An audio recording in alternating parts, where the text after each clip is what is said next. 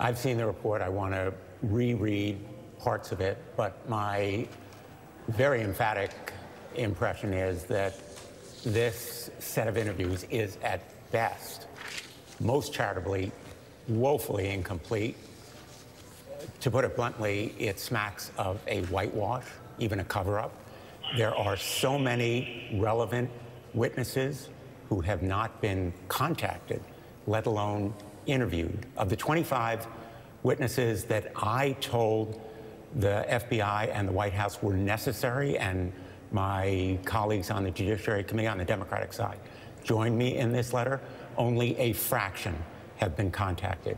They have not interviewed, again, Dr.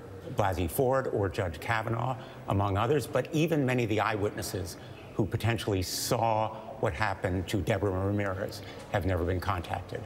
What do you say to those who say, well, Dr. Ford and Judge Kavanaugh had hours and hours of testimony, so there's no point in re-interviewing them?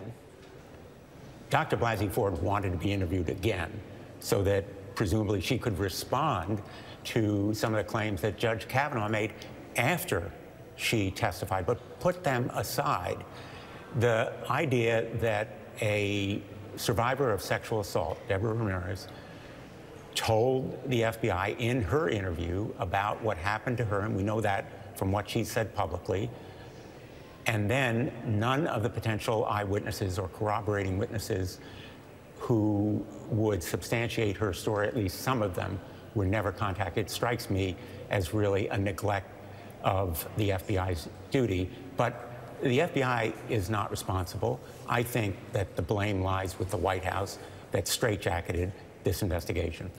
I am inferring from what several of your colleagues have already said and what we know of the people who were interviewed and who were not interviewed, more importantly, that they did not look into whole issues as to whether or not